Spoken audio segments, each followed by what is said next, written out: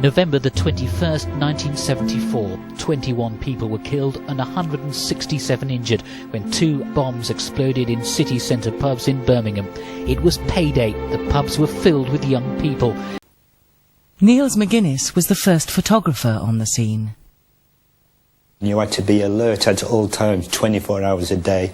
I used to sleep with the camera at the side of my bed. On the night of the bombings, Niels was working for the Press Association. I ran with my 2 cameras and my flash equipment.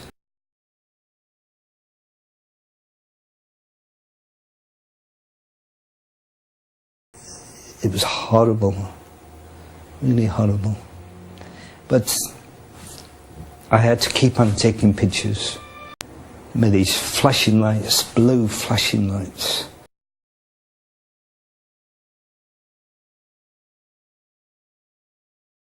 For the ambulances and fire engines, I could sense there was something else which I had to cover. When I stopped my car and someone said a bomb had gone off, I couldn't believe it. Just could not believe it. Oh, I'm still nervous now to think about that scene. It made me grow up that night. It made me grow up to face problems. I didn't realise how bad people can be destructive. And the loss of human life. Oh yeah, okay.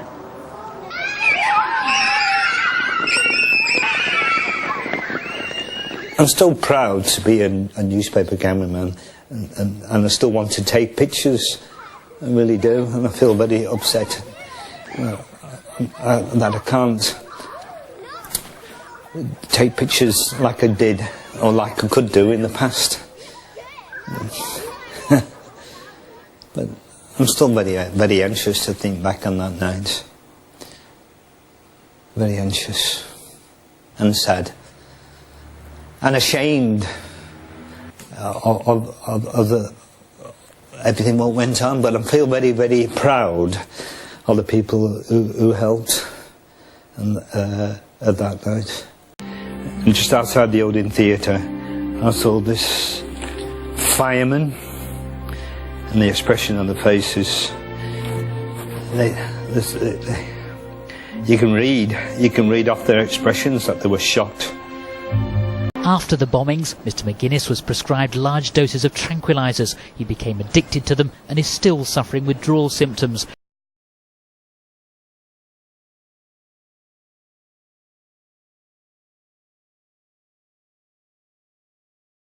Also interviewed retired ambulanceman David Brown. He was briefed on arrival by a fire officer. There was a little walled off area by the mulberry bush, and they had already put 8 or thereabouts bodies, and he wanted me to make sure that they were deceased. Lillian Jones lost her husband Trevor.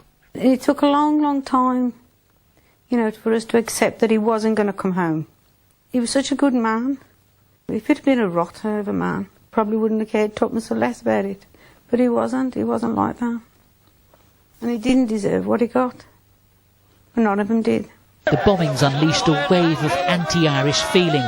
Irish-born taxi driver Mickey Fahy had helped take casualties to hospital. If you're Irish, you weren't liked.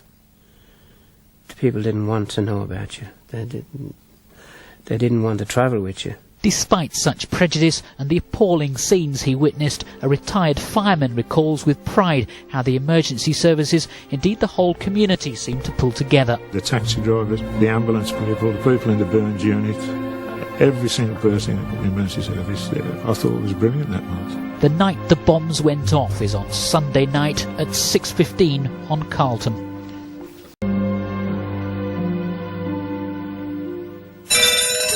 This happened at the height of the Troubles in Northern Ireland and IRA attacks on mainland Britain. The bombs were put in 2 pubs in the centre of Birmingham. It was payday. The pubs were filled with young people. This film was taken of a man trying to get away.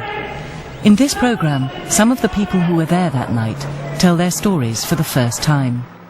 One of the firemen said they didn't stand a chance in hell. And I remember that.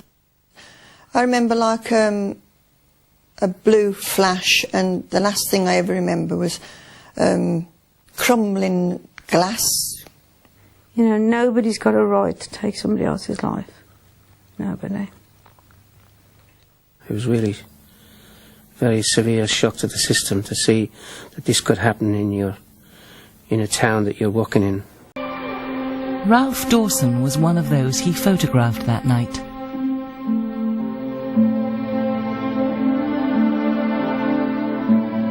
Just going down into a cellar, total darkness, lots of dust, and you couldn't hurt a thing. And then we went down and did it as much as we could to get the people out. Unfortunately, it was too late for the person in the blanket.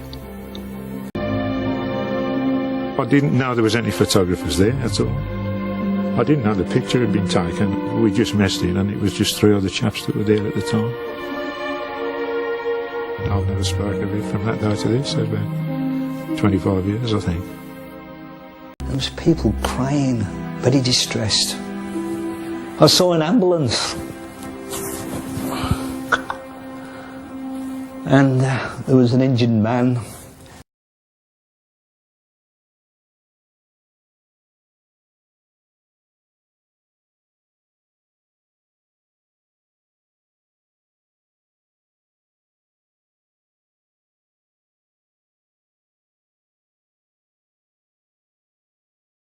Looked like his eyes, he lost his eyesight.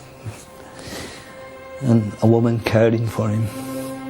I went inside the ambulance. I don't know why, but I had to take up more and more pictures.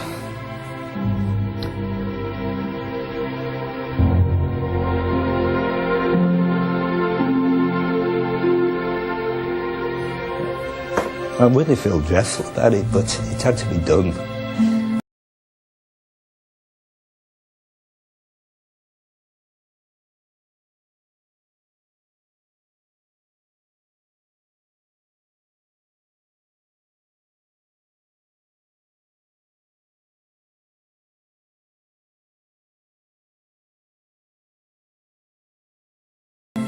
Had to be covered. So many people didn't sort of make it. There must be lots of people with similar memories. Anyways, I'd rather forget it, but I know I never will.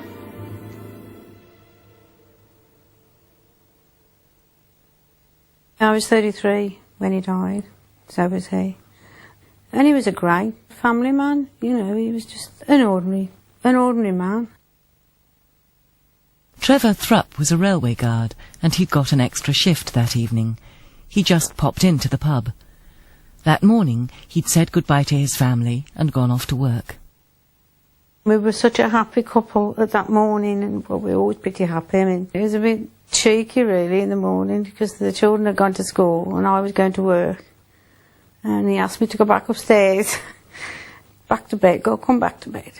And I said, no, I'm going to work. And I went to work.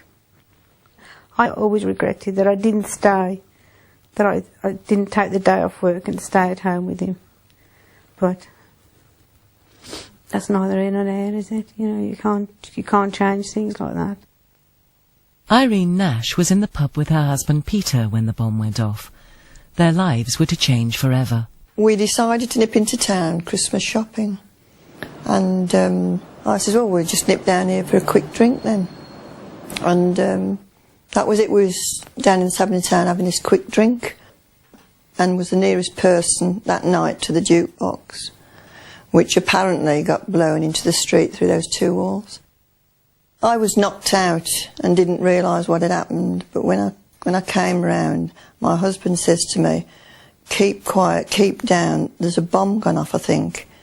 And everywhere was totally black. There was a plank of wood leading up into the street. We could see daylight up into the street where people were helping the injured out. And it took us a time to get out, really, because we kept slipping back down this plank of wood on the blood and kicking out arms and legs out of the way. It was awful. It's like a dream, really. You don't think it's happening to you. You know, you think it can't be true. He's going to come in a minute, you know. He's there helping. And, but we, you know, until the next morning, really, till, you know, I didn't identify him, my brother did.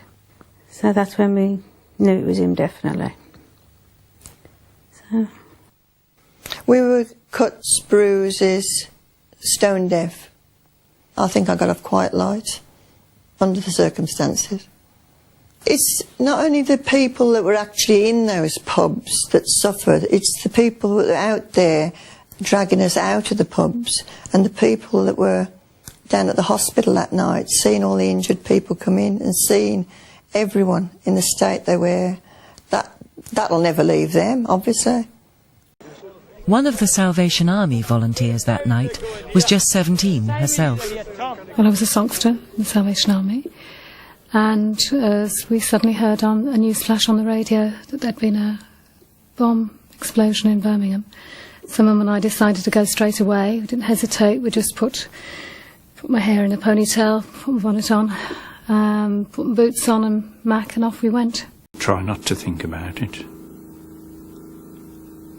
But it is something that I shall never forget. On the night of the bombing, Bob Wilson's fun fairs were setting up children's rides, ready for a Christmas grotto. People were coming out of the pub. We went into the first entranceway, but it was sort of all smashed down. You couldn't really get in there, but people were coming out of there. You could help, but you couldn't do enough for those people. You know, nobody could have done enough for them. There's some terrible sights. They all went very quiet, and then it went a bit mad then. Somebody came, I don't know who it was, and said, "Get out." We found something else. We run down the stairs. We had a vehicle parked underneath the ramp, a Triumph. Jumped in it. There's no keys in it. Got out, a bit lively. Willie came past in the motor and he said, "Get on here." As he's looking, somebody on the top shouts, "Oh, it's the bombers." So I said, "Well, get on the top, get out of here. We're not going to argue. This is not the place to be."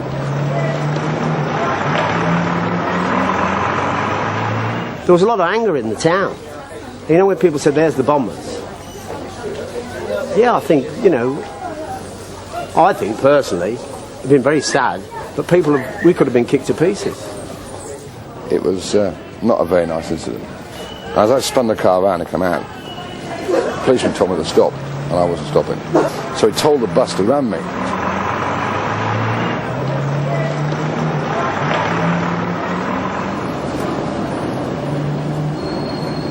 We drove back with him, sort of back home, sort of 3 miles. He was on the top of the car. He wasn't just on it for a few yards, because there's nowhere else to put him. And I think he did very well to hold on, quite frankly.